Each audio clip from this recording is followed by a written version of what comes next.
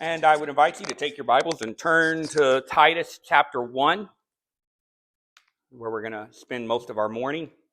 Maybe a few cross references here and there, but not much. Titus chapter 1.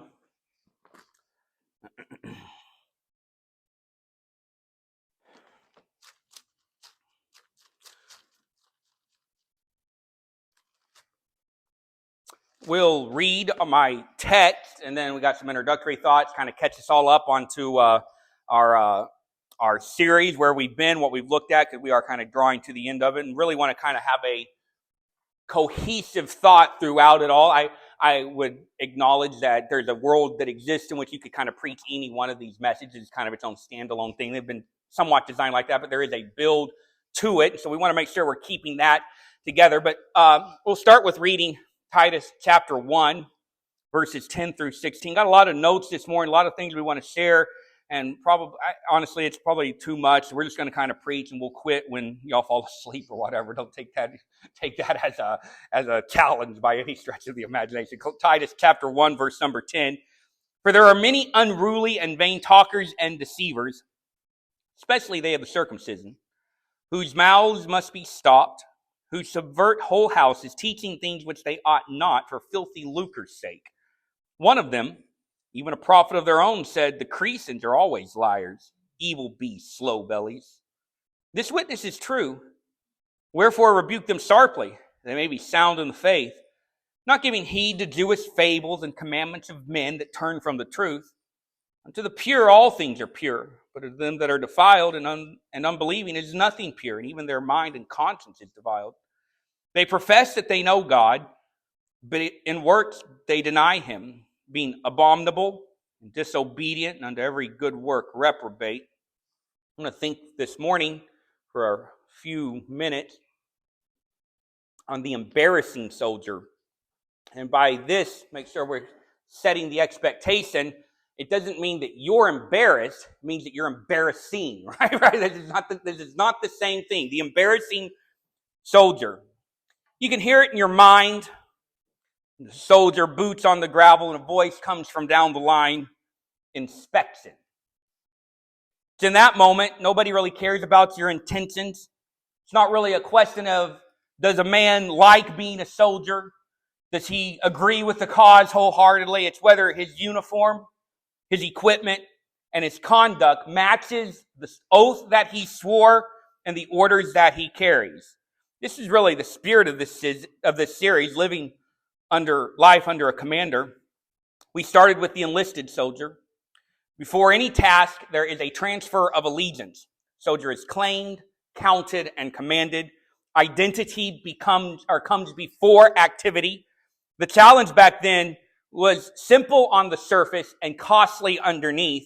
Who owns your loyalty? What are you loyal to? Not in theory, because y'all been around Bible stuff long enough to, if I said, where do your loyalties lie? And you're like, bless God with Jesus. The words mean nothing.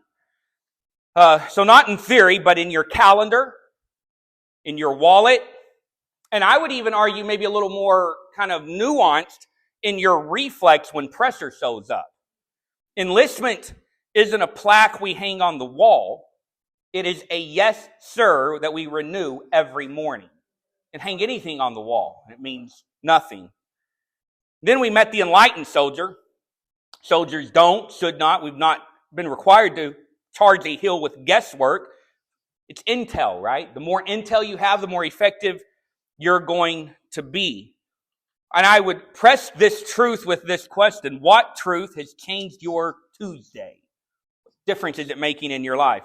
Not a truth you can recite, but a truth that you can use. An enlightened soldier is steady because he's guided. His courage rises when his convictions are clear, and he has orders that cut through the fog.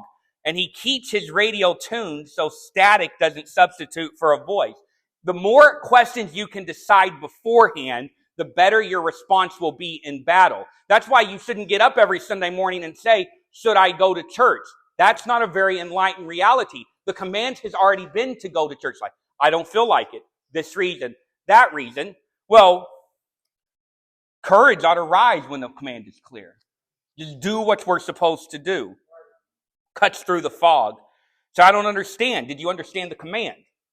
That ought to really be the criteria there. Not did you understand all the little things that happen in your life, right? I'm being slightly facetious intentionally, but we can get hung up on things we don't care for. And the enlightened soldier didn't say, I have to understand everything. He said, I need to understand the commandment. That's where the enlightenment comes in. Next, we considered the equipped soldier.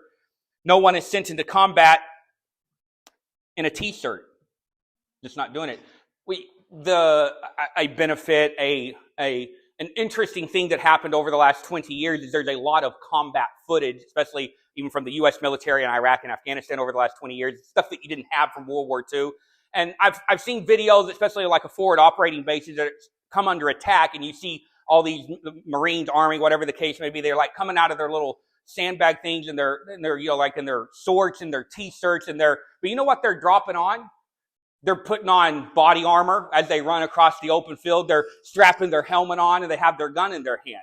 And give me a break in the fight, I'm going to go put on a pair of pants, right? But my point is they've got the stuff that matters, right? They're equipped and they may run out there in their exercise shorts and their t-shirts, but that's not the equipment that they were suggested to fight with, right? But they're equipped. They've got the important things. I would ask you the question, what piece of the Christian armor do you habitually leave on the rack? And why? Some of us love the helmet of clarity, but dislike the shield that requires trust. Others keep the sword sharp, but never fastens the belt that holds everything together. You can give me all the fine points of doctrine, but your life is a chaotic mess. Like, okay, good, but we could do better, I think. The point was not to admire the armory, but to wear it. All of it. Every day. I have a handful of guns. I told the girl something came up last night.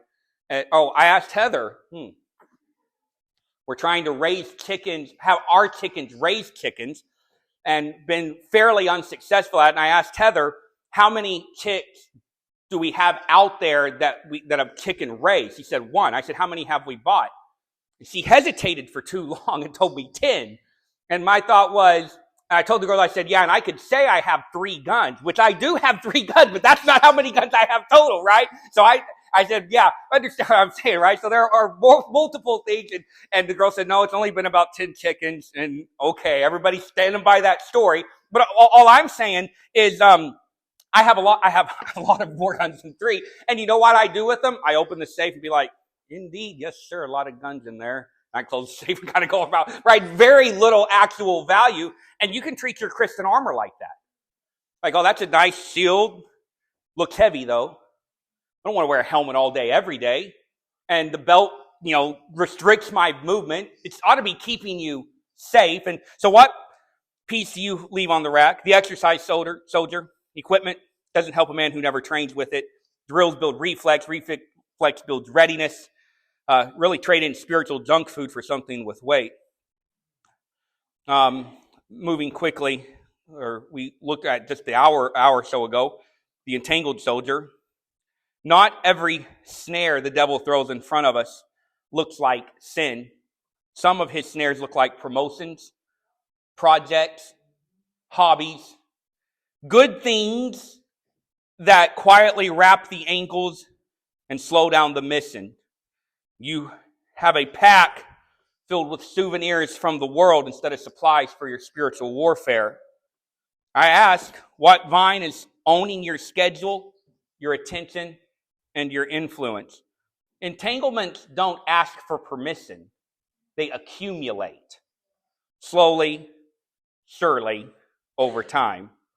Focused soldier keeps the main thing the main thing. All of that brings us this morning to the embarrassing soldier. As I articulated, not one who feels shame standing for Christ. You could preach a message on that. Romans chapter 1, for I am not ashamed of the gospel of Christ. So there's definitely content for sure there. But one who is the same to Christ, because the life he lives, listen to me, the life that he lives hands the enemy ammunition. Loud in profession, loose in practice. On Sunday, your uniform looks crisp. Everybody here? Yeah, we're all dressed up for church, right? A lot of suits, a lot of ties. Don't mean to embarrass him, but Brother Jacobs looked pretty sharp the last couple of Sundays, right? He put on a jacket and tie. We mentioned it a few times. We all do that, and I'm not getting any attention for the fact I wore a suit for 20 years straight. But Jacob wears one time, and everybody, right?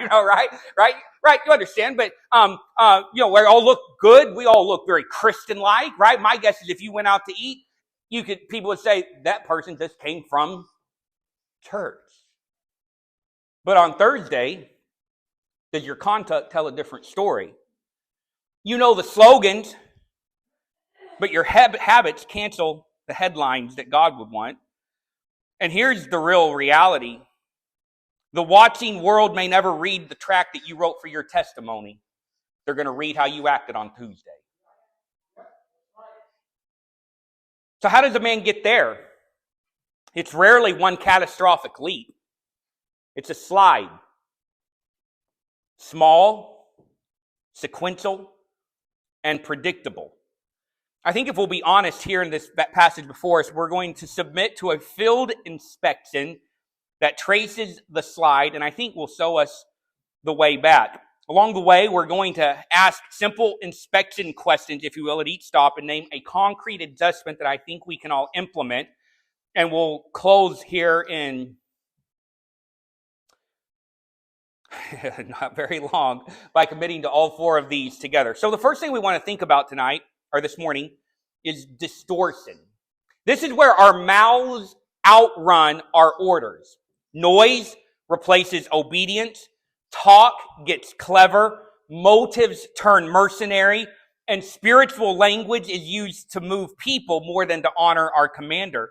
Distortion spreads because it sounds impressive and flatters our desire to be in the know. The fix begins when we submit our speech and our motives to scrutiny. Not telling somebody what the Bible says, but reading the Bible. Right? That's the difference. Shutting your mouth doesn't mean silence forever. It means getting your words under the command of the Holy Spirit. We're going to secondly look at degeneration. This is dangerous. It's where the culture outside bleeds inside the camp until compromise feels normal. And that's always the danger with compromise, when it begins to feel normal. We start calling what is crooked creative. I thought a lot about that. There's a lot of churches that are being creative this morning, and really it's just a mask for a crooked perversion of the gospel. We start calling what is clear complicated. Somebody texts you, said, "Why didn't you come to church?" And your thought is, well, it's complicated. Is it? Really? The colors on your camouflage that you wear as a soldier fade because you're washing in the world's washing machine with all the other stuff the world has to offer. Degeneration thrives in alliances that value acceptance over integrity. So if I take this stand or make this point or have this belief, my coworkers won't like me. So they like you, but at what cost? The honest question here is, who has my ear so much that they're shaping my conscience? Recovery starts when we let the captain of our soul's critique be sharper than the crowd's approval. Next, we're going to look at defilement. This is where your inner instruments go offline. The compass becomes demagnetized. The gauges lie. You ever drive it in a car? I hate cars. The technical term is called a dummy light. And basically, instead of having gauges for battery, for oil, for water, you just have lights that come on if stuff is out of spec. I want the gauge, right? I want to know where it normally sits. I want to know to where if it's up a little bit. I don't want just the light that comes on seconds before disaster, right? Give me a little bit of warning here, right? But you work on a car or whatever, and you especially if you like work on the cooling system, so you like drained all the water, you put water in it, and you start running it, and it's cool. But like if you've ever done that, you know that you always got to add water maybe a couple more times, maybe the next day. So it's like it's running cool, but I don't trust the gauge, right? There's pockets of air somewhere in there that are going to work themselves out, right? So it's just this idea of the gauge is lying to us. Calluses growing where there should be nerves. And we stop sensing danger where danger is real and start feeling free where obedience should actually be required. This is the point where men and women begin to say right words and yet read holiness because his inner panel is fouled. You see it in stark contrast in a lot of the world. They go to church and they cuss. They know a little bit of their Bible and yet they drink. And I'm just like, there's a disconnect somewhere here. And now you may not be to that extreme, but if you're not careful, you can be headed in that direction where you have the words of holiness. There's a lot of things in your life that would never pass inspection. The way back is not theatric. It's cleaning the instrument panel, recalibrating all the gauges, and really returning to simple, honest, and private obedience until everything is right again. And lastly, disgrace. This is where the uniform and the life argue in public. Profession and practice contradict. The banner is stained. This is important. This is not a stumble from fatigue, right? You can fall spiritually because you're tired. And there's a lot you could talk about there, but that's not the type of fall we're talking about. It is a settled double life that makes onlookers mock the king we claim to serve. And the heartbreak isn't only personal, it's corporate. When one soldier becomes a scandal, the ranks take fire that belongs to him, and the mission slows while wounds are tended. So why would we go through this process? Inspection isn't designed to be humiliation, it's maintenance. Our captain of our salvation aims at recovery, not ruin. The point this morning is not to make you talk less, volunteer less, or love less. It's to make your heart line up with what your actions are. Because I look around, and I'm just telling you what I see. I see people who have the actions generally nailed down pretty good. So the danger is not, as a general rule, y'all need to come to church. You're here. You need to read your Bibles. I'm assuming that generally we have success at that. I'll be honest, we could probably do better at outreach if I was just throwing that out there, right? But that you have the look down relatively well, and I want to make sure the inspection is, does your heart line up with that? Does that make sense? Does your heart reflect what that is? So here's how we're going to move through the content, this passage. We're going to open our Bibles, field manual, and follow that 4-step route. Distortion, degeneration, defilement, and disgrace. And at each stop, we're going to ask a simple question and hopefully make an adjustment. No theatrics, no vague resolutions, just an honest alignment to the God that we serve. And if we'll do that, the name on our banner will shine clearer, the ranks around us will be safer, and not one of us will ever have to wear the label of an embarrassment when grace is available to make him faithful. So let's look at verses 10 and 11. Again, we're just going to go down through here relatively quickly.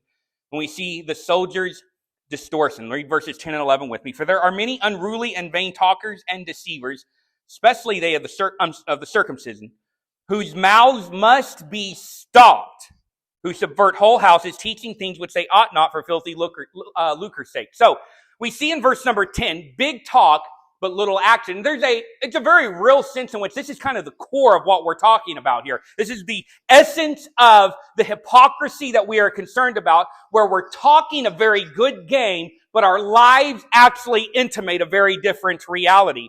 I would say that there are people in your life also that will talk a big game to you who want to lead you astray. Listen, you should identify negative influences in your life. And I realize sometimes it's family, sometimes it's coworkers, and you can't necessarily always completely cut them out, but you need to at least have them identified to be on guard against them, because nobody falls without someone encouraging them. No man strays without guidance, and no man stumbles without a block being put over. There are unruly and vain people in your life that you need to be on guard against. I will give an illustration here, not something that never ceased to amaze me, and I've talked about it a little with the girls and probably more as they all get a little bit older, but I had a bunch of brothers and sisters that did not act right when they became old enough to make right choices. And what happened oftentimes, and I never ceased to be amazed, is every time they wanted to act a fool, there was always somebody with a door open for them to come do it at their house. There was always somebody that was whispering in their ear. It's my siblings' faults for what they did, but there was always somebody pushing and prodding and saying, if your mom and dad won't let you do it, come live with me and I will. There's always going to be somebody that will open the door to whatever you want to do. And all I'm saying is get the person out of your life that will aid and abet the treason against the Most High God. What kind of people do we have to be careful of? The unruly. The definition is not subject to control, insubordinate, and rebellious. If you have people in your life that are not in control of their own life, they're insubordinate and rebellious, You need to be careful of those type of people. They are a negative influence on you. In 1 Timothy 1 and Hebrews 2, it talked about people who refuse authority. These are people who won't be ruled, men with no chain of command. And really, here's the reaction, the concern, that you begin to take the undisciplined, the embarrassing soldier begins to take commands from unruly and vain people in their life rather than the God that they claim to love and serve. And this is important. It talks about here vain talkers. It's not that they're ignorant. It's that they are insubordinate. And these are not the same thing. It's one thing to not know. It's another thing to know and not make decisions that you ought to be there. Embarrassing soldiers, before they lose respect that people give them, they lose respect for the things that they ought to have respect for. We also see vain talkers, just empty speakers, idle babblers, those who talk without substance. The word implies sound without sense, right? You know anybody? I say, have you ever? Do you know anybody right now that just talks and it's just like, what are you talking about, right? Like, what are you going on about? It just don't make any sense in anything. Be careful about people like that in your life. Sound without sense, undisciplined mouths. It's like they can quote cliches of the spiritual world, but not scripture.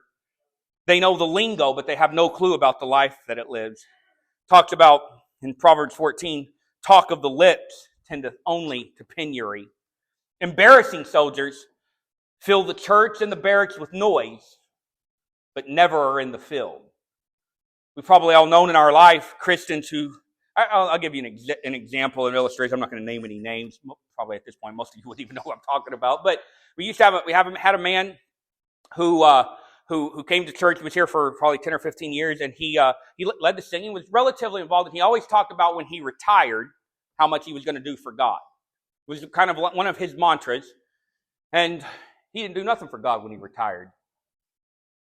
Nothing. I don't even think he's in church today. So we're not interested in the noise. What are you doing? And don't tell me when the kids grow up, when this happens, when I get married or don't get married, or when I get a little bit more free time at work, when life slows down. Y'all have all probably seen things like it. Joke to my wife often, after this week it'll slow down a little bit, right? And this is not going to happen. We understand that. If you're waiting for it to slow down for you to get involved in the work of God, you're never going to be involved in the work of God. Because if the devil says, so being busy will keep you from doing what you're supposed to do, he's like, I got something for that. He'll fill you with busyness. Now, that does make no sense. He also talked about unruly, vain talkers, deceivers. These are people who seduce through false reasoning. The Greek word is phenophrates, and it combines the word for mind and the word for deceive, right? So just mind deceivers. You got to be careful for people that not only are wrong, but want to make you wrong as well. That's a recipe for being an embarrassment to the Lord that we serve. It's the undercover trader, misleading minds under the pretense of truth. All I'm saying is be careful about who you align yourself with. We talked about that. Embarrassing soldiers don't just fail to fight. They fight for the wrong side. That's really the discern. We see this downward progression here. And I'll ask the question and kind of answer it and kind of tell you where I'm at, just to kind of make sure we're all on the same page here. I'm not positive. I was unable to determine from my own study if he's talking about saved people or lost people here. I can make an argument either way. I don't know that it matters, because saved or lost, you still need to be careful of them, right? So the conclusion is the same. If you start on the saved side of the equation, the lost side of the equation, when you get to the end, you need to be careful about people like this. Don't be people like this, because let's be real. I would like to think that these three words, unruly, vain talkers, and deceivers, surely that only describes lost people. However, I have been in church, how do we put it? Since I was negative 9 months old, right? Like I was born in church, I was raised in church, been in church my entire life, and I've seen saved people exhibit all of these. So whatever your conclusion is on the lost or saved, be careful about people like this. Unruly is people that won't take orders. Vain talkers is people that won't stop talking. And deceivers are people that won't tell the truth. Don't be like that. Don't be like that. he narrows in on verse 10, especially they of the circumcision. They trusted the outward mark more than the master, an outward religion without inward reality. In Romans, it talks about he is a Jew, not one that is outwardly, but one that is one of the heart, right? You can do whatever you want outwardly, but it doesn't make a difference on what's in the mind. They were working for grace. They were mixing covenants up. Pastors talked a lot about this in Galatians. And really, they were the actual literal definition of a legalist. You have to do something to be saved, to be right with God. This is who he is concerned about. And really, you think about the people demanding circumcision, and these were the religious elite of the day, right? These were the followers of the law. And so they're people who look disciplined, but are an embarrassment actually to the cause that they claim to serve. We see in verse 11, we see their corrupting influence, whose mouths must be stopped, who subvert whole houses. Listen, if you're not going to be a embarrassing soldier, you are going to have to be on the lookout for deceptive practices in your life. People that want to deceive you. The fact that Satan wants to deceive you. You see what it says. They're not destroying by force, but by falsehood. I alluded to this in my last message, and maybe I had echoes of this part in the message right here. But all I would encourage you to think about, the devil is just as fine to not necessarily lead you into rank heresy as much as he is just to confuse you as to what you ought to be about. It talks about whole houses, right? The damage is comprehensive. False doctrine and things of that nature rarely stop with one individual. It consumes families, friendships, and fellowships, right? This is an invasive problem in church. And here's the reality of being an embarrassing soldier. You infect people around you. What is it? Is it, I can't remember the guy who wrote the poem. But he's like, I am captain of my soul, master of my destiny, something like that. And basically he's saying, I am an island unto myself. I don't think that line's in it. That's my interpretation of whoever that was, Longfellow or Stringfellow or Yellowstone, whatever his name was, right? Whatever the case is, we are not islands unto ourselves. Everything we do, it has a wide-ranging impact. And listen, again, pulling into your memory the church that you've been in, and how many times what some other person has done negatively impacted you. And maybe not permanently, or you weren't able to recover, but there's a negative impact on things like this. Embarrassing soldiers infect the closest ranks. When the uniformed man says wrong things, the whole platoon can waver. It's confusing. It spreads easily.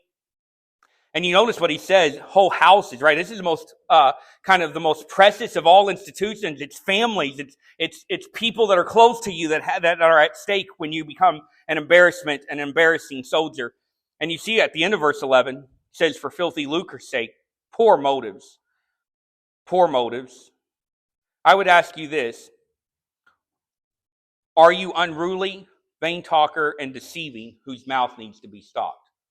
Does that describe who you are? So let's make it a little bit more practical just before we move to our second point, the soldier's degeneration. Did you say anything, post anything on social media, teach somebody else something this week that you're not even doing? That almost feels like almost the definition of vainness, right? It's like you put on Facebook how much I love my church, and then you don't even come to church, right? All I'm saying, I think the term would be very technical, theologically precise term. Practice what you preach, right? You already knew that. You already knew it because it's a common understanding of what we should do. Verses 12 and 13, we see the soldier's degeneration. Read verses 12 and 13 with me. One of them, even a prophet of their own, said, the Cretans are always liars, evil beasts, slow bellies. This witness is true, wherefore rebuke them sharply, that they may be sound in the faith. Okay, so this is an interesting thing, and this is why I lean towards the fact that he's talking about saved people being guilty of all these things, because he says rebuke them that they may be sound in the faith. That means that they are in the faith and just need a little bit of rebuking, right? So sullied alliances. Verse number 12, one of themselves, even a prophet of their own. So he says the Cretans. He's going to talk about the Cretans. So what does this have to do with anything? Well, I draw your attention just in passing back to verse number 5, where Paul tells him, for this cause left I, or I'm more King James than the King James is, for this cause left I thee in Crete. So he's in Crete, and then he talked about the Cretans, right? And so he's talked about these. He says, one of them selves, even a prophet of their own. And what does the prophet say about them? They're always liars, evil beasts, and slow bellies. Right? I use slow belly. Right? That's an interesting insult, but that's just where it goes. And so Paul is pulling into, because he said literally what he's saying, and he's like, where your church is at, the people are known for some things. There's a stereotype that I didn't make up. They made it up about themselves. One of their own prophets said this about the place that you were living. Liars, beasts, slow bellies. So, not in the biblical text, but to the best of our understanding, and not that you're going to remember this in the next 10 minutes, but this was said by Epimenides, right? A Cretan poet who the Cretans revered as prophet. And you know how bad a culture has to be when the culture itself starts calling it out? Pretty bad. And it kind of reminded me a little bit of what's going on. It's like things got so crazy in the United States, and it's not that they're less crazy now, it's just maybe a different crazy, that even people in the world started being like, wait a second, hold up, right? Like there's a lot of craziness going on here, and you had people that weren't even saved and Christians saying like, actually, I think a man is a man and a woman is a woman, and maybe all this pushing the LGBTQ ampersand plus sign down the throats of people is not the best thing for you have people that don't even know God looking around and saying, let's hold up here a second. I feel like that's kind of what's going on here. When sin is so normal that even sinners start to notice, you know, you got a major, serious problem. It ain't just Baptist preachers screaming about this stuff. It's corporate boardroom saying, maybe we should not do this anymore. The worldly influence, the Cretans. He's saying these people that I believe he's talking about in this church had come from a society marked by dishonesty and indulgence. Really what Paul is warning them against is the culture coming inside the church. This ought to be a concern. So how would the culture get inside the church? By you. You could be the door by which the culture creeps into the church. You realize that. It's not like, you know, we're going to come here on Sunday and just to be exceedingly pointed in an example, and somebody came and painted a rainbow flag on our front door. Right? That's not liable to happen. If it is, it's vandalism. We're going to call the police, and I'm going to charge that camera that hasn't been charged in a long time. We're going to catch the next person who paints on our front door. But you know what? That's not why churches are putting rainbow flags up on their front door. It's because the people inside. And I realize we're talking about Friends, Methodists, and Episcopal. All I'm saying is the culture always comes in not because of vandalism, but because of varmints inside the church. You know, I just alliterated those two V's, right? Right? This is where the danger is at. I'm the danger to the church. You're the danger to the church. And to the extent that you're letting the culture influence you is the extent to which the culture is influencing this church. An embarrassing soldier. What are those? I didn't look it up. I just now kind of thought about it. Those lizards that change colors. Chameleon? Is that what they're actually called? Depending on where they're at, that's what they look. And so you come to church and you have your jacket and your tie and your nice dress on and you look just exactly like a Christian. And then you go to work and you look exactly like them. You know what that makes you?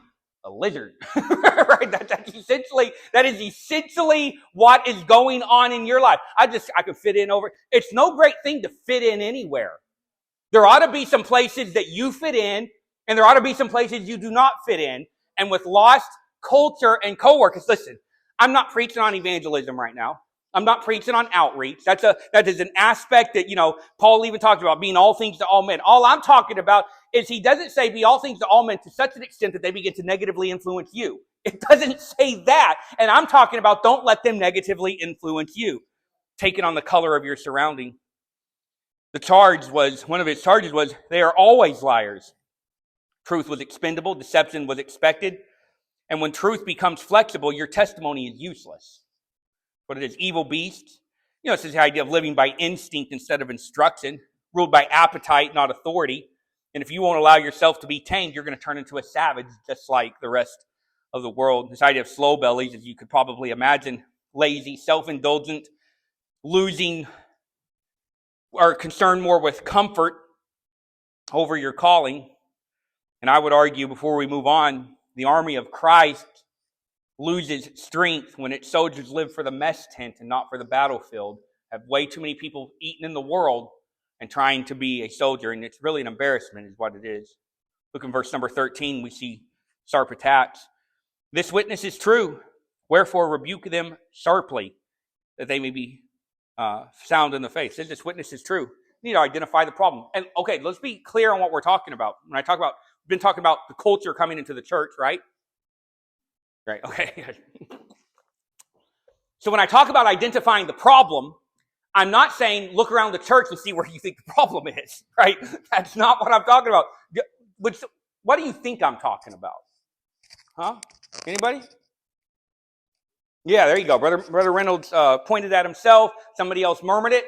When I talk about identifying the problem, it's not saying, yeah, been suspicious about Brother Buddy for a good long time now. Pastor Caleb really hitting it hard this morning, right? That's if that's what the line that you're thinking wrong, I'm talking to you, right? You're the actual one that I'm talking to. So when I say identify the problem in my own life. Where is the culture impacting me so much that I bring it through the back door of the church when I come in? Confirm the problem. You need to be looking inward for hints of the problem. And I would say self-examination is as important as outside evaluation. And here's the thing. You know what the only people that have to be scared for inspection are? The people that did a bad job fixing the bed that morning.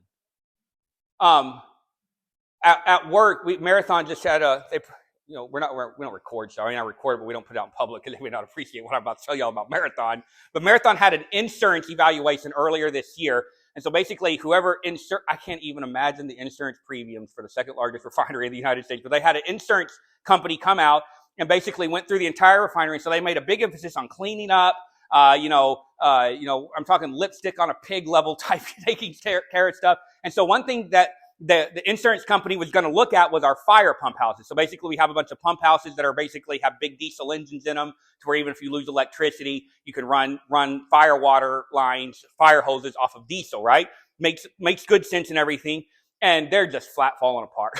Like maybe the engines are good, the pump. I'm just talking about the buildings themselves were in horrible shape. And so you know what they did? They created a project.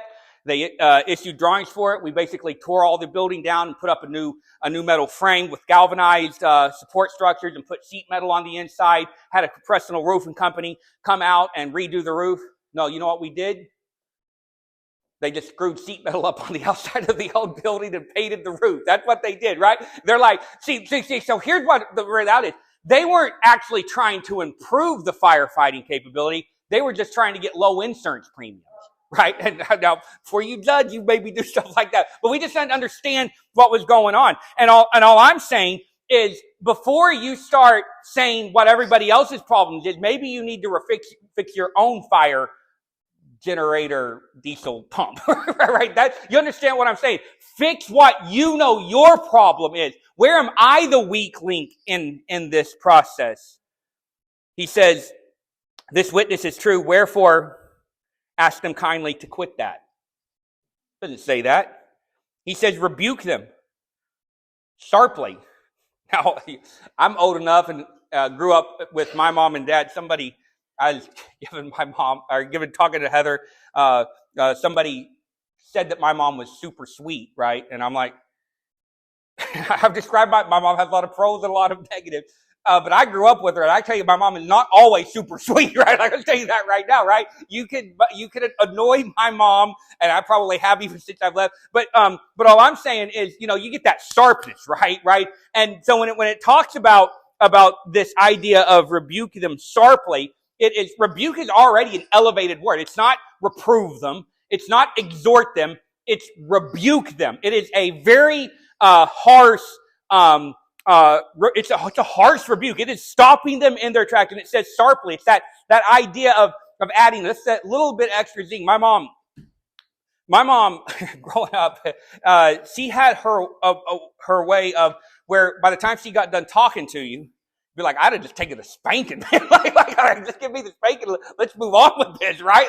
Right? And my mom has that ability, and if you've never found yourself as a recipient of it, well, you're better than I was. That's all I can say, right? All I'm saying is we understand that, and even from work and maybe having kids of your own, and just in general, we understand this escalation between reproof and rebuke. At work, it was probably 7 or 8 months ago, it was another Turner employee. I caught him on a scaffold, not tied off. I told him to tie off on it, and he kind of rolled his eyes at me, which didn't please me. Like, man, this is kind of basic stuff, right? This is not negotiable. It's not my opinion. I turned around 5 minutes later, and he's not tied off again on it. And I just straight up dumped his case for it, right? And so a couple of days later, I turned in a stop work on it, and basically my project manager came in the office, and he said, this stop work, while it's a very legitimate stop work, should probably have been escalated in the field at the time it happened. I'm like, noted. And so I would use the term, and he was cool about it. Nothing's ever been said. I would use the term, it was a reproof, right? He's like, when we see this happening, this needs to be escalated up the chain quicker. Right. Now, I would even contrast that to the way I interacted with the individual on the field on the second time. Because the second time I was like, dude, 5 minutes ago, no harness. What are we doing here? And the reason, they've done an adequate job of this. The reason I'm so concerned about it is because they'll send me home too for it, right? They're going to send us all home if we get caught for this type of stuff. Do what you're supposed to do. So I rebuked him fairly sharply to the point where he came back to me the next morning and told me he didn't appreciate the tone of voice. And I said, well, let's call your superintendent and see who was right. So I definitely rebuked him sharply. And the thing is, he was 40 feet in the air, right? This isn't like I was just nitpicking a safety issue. You need to be tied off when you're on scaffold 40 foot in the air, especially for a lot of the other things that were going on. And contrast to the boss coming and said, hey, next time we see something like that, let's escalate a little bit quicker in the field. And that was it. And all I'm saying is this is hey, we just talked to you 5 minutes ago. Why are you not tied off again 40 feet in the air when you have all these open holes in the scaffold? You're hanging out over the opening. Tie off! And Paul is saying here, there are some things in the church that somebody needs to get in your face and say, stop doing that! Don't act like that. Don't talk like that. Don't wear that. You need to come to outreach. You need to support the ministry. You ought to be tired. You're like, I don't like that tone of voice. Do what God said. And can I put it like this? And you'll keep the preacher out of your face. You say, preacher's never been in my face. Well, let me talk about my mom. I tell you, the preacher can get in your face too when push comes to stuff. And if you don't like that, I don't like it. Nobody likes it, but it's not like it's not in the Bible. Rebuke them sharply.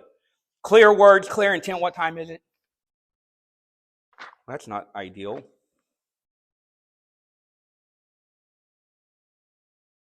Rebuke them sharply that they may be sound in the faith. The word sound just means healthy, right? It's from the Greek word hygiano, which gives us our English word hygiene, right? It's wholesome, free from disease, functioning as designed. False doctrine makes sick soldiers strong. Sound doctrine makes strong ones. You notice he says sound in the faith, not sound in feelings, not sound in fellowship, sound in the faith. Let's see what we want to do here, because